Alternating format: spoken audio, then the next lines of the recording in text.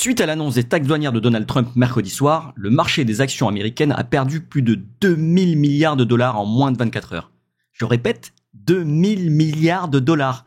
2 trilliards. 2 millions de millions en 24 heures. C'est incroyable, c'est énorme. Lui qui voulait relancer l'économie américaine, il a tapé dans le mille. Allez, reste bien accroché, je te raconte tout ça dans cette vidéo. Salut, moi c'est Jay, nous sommes le vendredi 4 avril 2025 et aujourd'hui on va analyser le Bitcoin, l'Ethereum et décoder ensemble les actualités crypto. Alors est-ce que t'es prêt? On va commencer.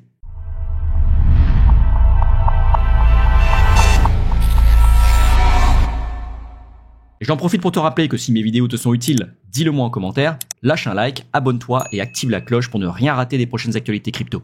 Et on commence par la vue d'ensemble sur le marché où on voit qu'il y a pas mal de verts, on est en train de se relever tout doucement, enfin c'est très vite dit puisqu'on voit que le Bitcoin depuis hier il est à plus 0,3%, l'Ethereum moins 0,2%, mais bon après avoir perdu respectivement 8 et 10% chacun, c'est une bien maigre consolation. Quand on regarde l'indice de la peur et de la cupidité, on est redescendu à 25, alors qu'on essayait tout doucement de remonter vers la neutralité, non, pas encore que Donald Trump affole les marchés, affole la terre entière et qui nous réassaisonne d'incertitude pour semer le doute sur les marchés. Évidemment, comme d'habitude, quand il y a de l'incertitude et qu'il y a du doute, les marchés chutent. Forcément, la confiance baisse et donc la peur s'installe.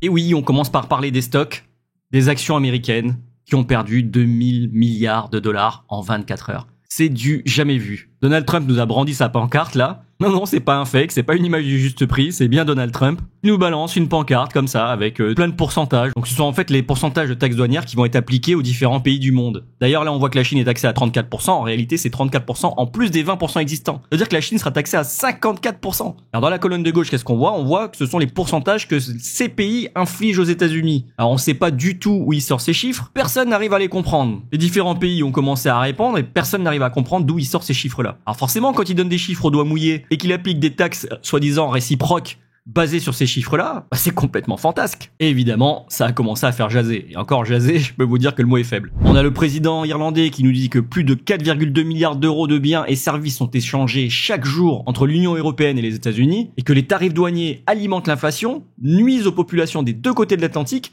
et mettent des emplois en danger. Et de ça, on a la première ministre italienne, Giorgia Meloni, qui a qualifié les tarifs douaniers américains de mauvaises décisions et qui s'est engagée à travailler à un accord avec Washington pour éviter une guerre commerciale qui pourrait affaiblir l'Occident. À côté de ça, chez nous, on a Macron qui nous dit que ces mesures vont appauvrir l'économie et le consommateur américain, appauvrir et affaiblir. On a aussi le premier ministre canadien, Mark Carney, qui affirme que les tarifs douaniers des États-Unis vont déchirer l'économie mondiale et affecter négativement la croissance économique globale. Et évidemment, la réaction de la Chine s'est pas fait attendre, puisque la Chine a promis de prendre des contre-mesures après que Trump ait énoncé un tarif de 54%, comme je vous l'ai expliqué tout à l'heure, sur toutes les importations chinoises, qualifiant cette décision de harcèlement unilatéral. Pékin a exhorté les États-Unis à annuler les tarifs et à résoudre les différends commerciaux par un dialogue équitable. Bon, je vais pas vous faire tous les pays, mais évidemment, personne ne comprend cette décision. Il est en train de secouer l'économie mondiale. Et son économie en premier. Alors Trump lui dit que c'est une opération long terme. D'ailleurs, il fait une métaphore avec le monde médical en disant que l'opération est terminée, le patient est vivant et en voie de guérison.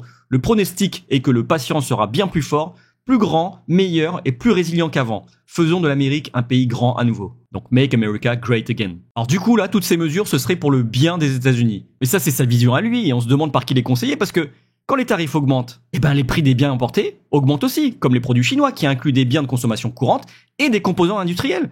Cela se traduit par des coûts plus élevés pour les entreprises américaines qui dépendent de ces importations. Et ces coûts sont souvent répercutés sur les consommateurs, ce qui alimente l'inflation. Exemple, si une entreprise américaine paie 54% de plus pour des pièces chinoises, elle augmente ses prix, ce qui réduit le pouvoir d'achat des consommateurs. Donc qui est-ce qui trinque au final?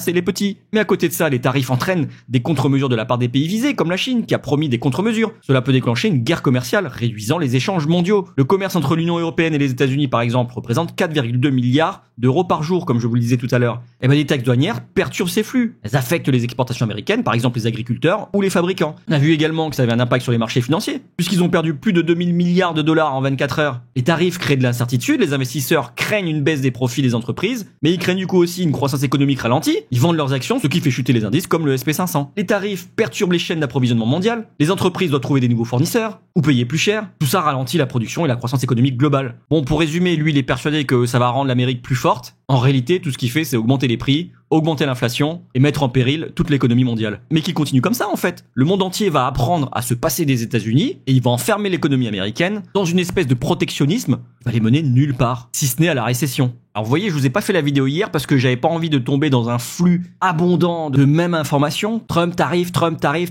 on voit ça partout sur les réseaux. Franchement, ça me bottait pas du tout de vous faire une vidéo là-dessus hier. Malgré tout, je suis quand même obligé de vous le faire aujourd'hui pour vous tenir au courant. C'est bien pour ça que j'ai fait cette chaîne. Et clairement, on en a marre de Trump. On en a marre. D'ailleurs, je suis sûr qu'en regardant la miniature, en voyant encore Trump, vous avez hésité à cliquer. Allez, c'est la dernière sur Trump. Il a sorti sa boule de cristal et il a dit que les marchés allaient exploser de nouveau. Eh bah, wait and see, hein, comme ils disent. Allez, on passe à autre chose. JP Morgan déclare que le narratif de Bitcoin en tant que or numérique est sous pression, car l'or superforme dans le contexte du commerce de dévaluation. En gros, il y avait une narrative depuis sa création autour du Bitcoin qui devait servir de réserve de valeur comme l'or. Beaucoup de personnes, des économistes et même PDG de BlackRock, Larry Fink, qui qualifient le Bitcoin d'or numérique. Et force est de constater qu'en ces moments de crise, eh bah, pour l'instant, le Bitcoin n'assume pas du tout cette responsabilité, ni ce rôle-là. Il subit de plein fouet la baisse, comme toutes les autres actions. Et pendant ce temps, qu'est-ce qu'on a? On a l'or qui fait des plus hauts historiques. Pour l'instant, navré, mais le Bitcoin en tant que valeur de refuge, eh ben c'est pas encore ça. Hein. Ensuite, une news encore pas terrible pour Ethereum, puisque la mise à jour Pectra qui devait sortir là au courant du mois d'avril, finalement serait repoussée au 7 mai. Bon, on commence à en avoir marre, hein. Ethereum est déjà au plus bas des plus bas. Il serait temps qu'il se relève quand même là. Qu'il se dépêche de nous sortir cette mise à jour, qu'il se dépêche de nous valider le staking sur les ETF pour qu'on puisse enfin respirer sur Ethereum. Ah bah tiens, encore Ethereum. Ah, cette fois-ci, c'est plutôt bullish. On a une baleine qui a dépensé plus de 11,5 millions de dollars pour acheter 6488 Ethereum. Donc avec un prix moyen par token de 1772 dollars. Quand je vous dis que l'Ethereum est à prix discount, croyez-moi, et faites comme les baleines, c'est le moment d'acheter. Et enfin, dernière news, on a l'Union Européenne qui prévoit de poursuivre en justice la plateforme X d'Elon Musk pour plus d'1 milliard de dollars. Les régulateurs de l'Union Européenne affirment que la plateforme de médias sociaux enfreint une loi historique visant à lutter contre les contenus illicites et la désinformation. Et oui, depuis qu'Elon Musk a racheté Twitter, donc il a renommé X, lui il plaide pour la liberté d'expression. Et donc en fait, maintenant sur Twitter, il n'y a plus de modération, enfin sur X pardon, c'est open bar, on peut quasiment dire ce qu'on veut. Ça, ce ne sont que des conséquences, en réalité, de la guerre commerciale initiée par Trump. Là maintenant, tous les pays vont tirer à boulet rouge sur les États-Unis, sur les entreprises américaines. Puisque si X a une amende de 1 milliard de dollars, bah forcément, il va aller se plaindre au président, en espérant qu'Elon Musk soit encore un petit peu écouté par Donald Trump et qu'il puisse enfin lui faire revenir à la raison. Bon, spoiler alerte, j'en doute. Et c'était tout pour les news, on passe tout de suite au calendrier économique. Aujourd'hui, on a le salaire horaire moyen aux États-Unis, la création d'emplois dans le secteur non agricole, le taux de chômage et surtout, à 17h25, le tant attendu discours de Powell, le président de la Fed. Eh oui, parce que après toute la merde qu'a semé le président, eh ben derrière, il faut que la Fed elle ramasse les morceaux. Qu'est-ce qu'il va bien pouvoir nous dire? Ah bah là, je vois pas trop d'alternatives, hein. Il sera obligé d'être pessimiste. Il sait très bien que les mesures initiées par Trump vont faire monter l'inflation. Et alors même qu'il avait fait pour 2025 un plan pour diminuer progressivement l'inflation, eh ben Trump est en train de lui casser tout son plan. Donc l'inflation qui était tranquillement en train de baisser va exploser d'un coup. Et du coup, Powell va pas pouvoir baisser les taux. Il était prévu et attendu qu'il les baisse au début du mois de mai. Bon, force est de constater que c'est râpé pour cette fois-ci, hein. Enfin, wait and see, on verra le discours tout à l'heure. En tout cas, si vous êtes en train de trader, faites attention, ça risque de bouger. Et à mon avis, la baisse n'est pas finie. Et c'était tout pour les news, on passe tout de suite sur les inflows et outflows sur les ETF, Ethereum et Bitcoin. Donc sur la journée d'hier, on a 99 millions de dollars qui sont sortis des ETF Bitcoin, 3,6 millions de dollars qui sont sortis des ETF Ethereum. Et donc si on fait un total sur la semaine, on est à moins 100 millions de dollars sur l'ETF Bitcoin, moins 52 millions de dollars sur l'ETF Ethereum. Ah là là, on était tranquillement en train de revoir des inflows sur les ETF Bitcoin et Ethereum, et il a fallu que Trump arrive pour tout nous casser. Merci Trump, le président soi-disant pro-crypto qui fait chuter les cryptos. Et on passe tout de suite sur la liquidation heatmap, et cette fois-ci je vous la montre pas sur 3 mois, je vous la montre sur une semaine, juste pour qu'on puisse mettre en évidence un phénomène qu'on appelle les portes de saloon. Vous voyez, mercredi, on était bien monté toute la journée, on a mangé toutes les liquidités qu'il y avait au nord. Vous voyez là, ce sont ces zones de couleur jaune. Et donc on a tout mangé. Et là, en soirée, discours de Trump, on continue de racler tout ce qu'il y a au nord et on repart dans l'autre sens. Donc on mange les liquidités qu'il y a au nord, les liquidités qu'il y a au sud, et on appelle ça des portes de saloon. Là, je peux vous dire qu'il y a des gens qui se sont fait liquider, hein, parce que quand ça a commencé à monter comme ça, il y a plein de gens qui ont parié à la hausse, qui se sont dit « Ah super, on va avoir des bonnes nouvelles. Les tarifs douaniers de Trump ont déjà été pricés. Là, il ne peut que annoncer des choses plus positives et des tarifs forcément un peu renégociés, un petit peu à la baisse. Donc le marché est plutôt sympa, on va parier à la hausse. On reparie sur une tendance haussière. Et non, c'est raté. Non seulement il y a aucun des tarifs qui a baissé, mais en plus de ça, ça a augmenté. Et voilà comment en quelques heures, on a réussi à ravaler toute la montée qu'on avait effectuée en plusieurs jours. Merci Donald. Allez, on passe sur le Bitcoin en daily. En daily, je rappelle que ça veut dire que chaque bougie représente une journée. Et on voit la journée de mercredi avec une belle mèche qui a été entièrement ravalée. On a oscillé sur quasiment 6000 dollars. On était remonté tranquillement à 88 700 pour redescendre en fin de journée, dans la nuit même, à 82 000 dollars. C'est incroyable. Alors du coup, mes scénarios, je vais les recommencer parce que forcément, il faut mettre à jour. Donc on va les supprimer. Hop, hop. On va les retracer, on est venu taper le haut de range, ensuite on a corrigé, on est reparti à la hausse pour enfin redescendre, et là on est en train de remonter. Alors, il y a plusieurs scénarios. Soit effectivement, on va retaper sur le range pour redescendre, ou on pourrait enfin l'éclater, prendre support dessus et repartir à la hausse. Alors, ce serait pas exactement comme ça, hein, parce que en réalité, juste au-dessus, donc on pourrait péter comme ça, comme ça.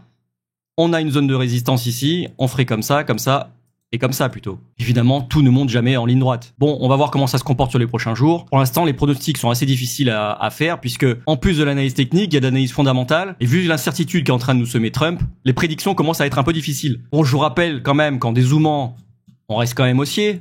On n'est pas rentré en bear market, en tout cas pas pour l'instant. Mais c'est vrai qu'on se retrouve dans une période d'incertitude.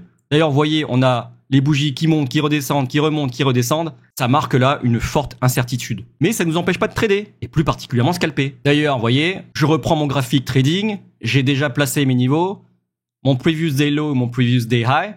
On voit qu'aujourd'hui, on est déjà venu chercher le previous day high. Et on va zoomer un petit peu pour voir s'il y a des positions à prendre. Quand on zoome en 1 heure, on voit qu'ici, il y a un fair value gap. Hop, il aurait peut-être fallu prendre le rebond ici avant que ça explose. Donc vous voyez, cette zone, c'est devenu une zone de support. Si jamais le prix retrace là-dedans, il y a de fortes chances qu'il reparte à la hausse. On va zoomer encore un petit peu, puisque nous, on fait du scalping. Et donc en 30 minutes, on aura encore un beau fair value gap ici. Donc idem, une zone de support. Vous voyez, si jamais le prix redescend, il pourrait potentiellement rebondir sur ces zones-là. Et c'est là qu'on cherche des patterns de retournement pour effectivement parier à la hausse. Comme je vous le disais, attention, on peut aussi parier à la baisse. Et là, clairement, on est en train d'atteindre des beaux niveaux pour short. Donc, parier à la baisse. Vous voyez, là, par exemple, ici, on est sur une zone baissière. On est venu prendre les liquidités qui étaient juste au-dessus de ces sommets. Maintenant qu'elle est prise, il est fort probable que ça parte à la baisse. Et si on zoome en 5 minutes, là, vous voyez, maintenant, quand j'aurai terminé de tourner la vidéo, je vais regarder si je vois pas une pattern de retournement pour commencer à parier à la baisse. Surtout que vous voyez, le RSI est bien en surachat. Là, on est à 81 et bien en surchauffe. Ah oui, pour vous donner un feedback du trade que j'avais fait mercredi, bon bah j'ai gagné, hein, vous avez vu. Il est encore là. J'avais pris des TP partiels par là, j'ai pris un TP partiel par là, et j'ai full TP ici. Donc au total, j'ai pris 4,5 R sur ce trade-là. Bon, j'étais loin d'imaginer que ça continuerait de monter autant, mais à ce moment-là, les marchés étaient plutôt bullish, puisque on s'imaginait pas que Trump allait complètement atomiser les marchés. Et vous voyez, il y a quand même autre chose qui est étonnant, c'est que là, le plus haut qu'on a fait n'est même pas venu chercher le previous week high qu'on avait fait sur la semaine précédente. Regardez, on était allé jusque-là, et on était juste à côté des liquidités qu'il y avait juste au-dessus et on n'est même pas venu les prendre. Donc là, moi, ça me laisserait à penser que dans un futur relativement proche, on y retourne pour au moins aller manger ça. C'est étonnant qu'on ait laissé ça ici. Bon, pour l'instant, on est tranquillement en train de se relever. Pas non plus extraordinaire, mais c'est plutôt pas mal. Enfin, dans l'immédiat, pour un scalp, je vais plutôt d'abord chercher un short sur cette zone-là. Mais attention, je rentre pas comme ça bêtement. Je vais d'abord chercher un pattern de retournement, puisque on peut également traverser complètement et s'arrêter plutôt sur l'order block qui est là. Alors jusqu'à présent, je savais pas trop si mon contenu trading vous intéressait vraiment, mais hier j'ai eu un petit message assez sympa qui me dit bonjour Jay, je te suis depuis peu et je m'identifie à ta façon de trader, entre parenthèses prudemment.